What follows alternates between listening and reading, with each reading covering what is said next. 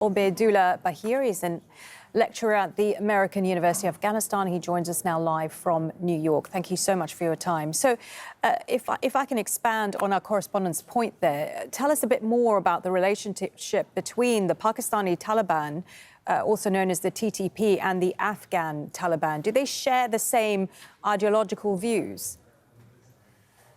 Thank you for having me on air. I think it's important to highlight that the Pakistani authorities claim that a specific TTP commander named Abdullah Shah was the target for the attacks.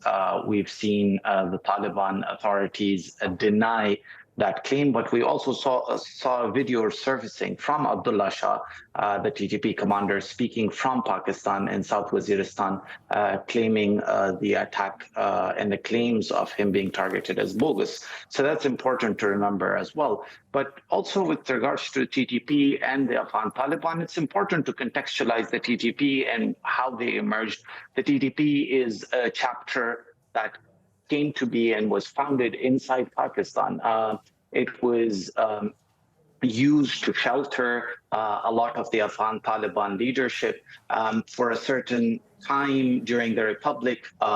When the TTP did turn its guns on Pakistan, we had claims that India was backing these elements, and now suddenly we hear this narrative propagated by the Pakistani military establishment that the Afghan Taliban are catering to the TTP. The Afghan Taliban have denied those claims. They have labeled these statements as scapegoating and refusing to take responsibility for national security failures. This is not the first time these attacks have happened. This time it has escalated. This time the Taliban have retaliated. And they've also warned that we could reach a point of no return.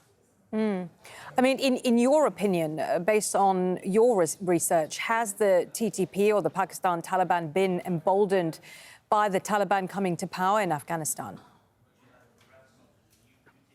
We've heard claims throughout the past 2.5 years of the Afghan Taliban giving shelter to the TTP. You have to understand the territory as well. I mean, the bombing happened in Barmal. Barmal is a mountainous region, barely has roads in it.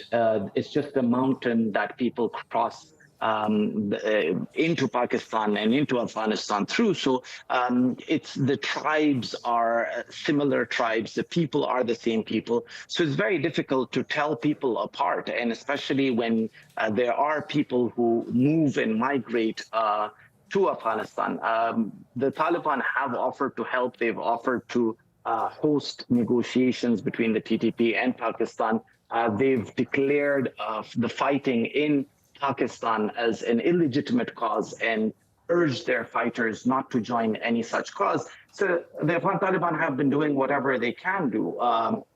So maybe just blaming them and pushing to a point of no return isn't the smartest idea. We've seen this trend within Pakistan where the military establishment conducts cross-border attacks on one of its neighbors. We saw a recent altercation with Iran. We saw an Indian cross-border strike before that. So this has been a trend, and it doesn't really help Pakistan's position in the region, especially when it's actually blamed for a lot of the extremism that it is now a target of. Afghans have always condemned attacks in Pakistan, and I don't understand why the Afghan common citizens have to pay for whatever extremist elements do. And of course, Pakistan, it's worth pointing out, it has a lot of political turmoil in itself. It now has a very new Pakistani government. I mean, how do you feel that contributes to how they're handling the border tensions?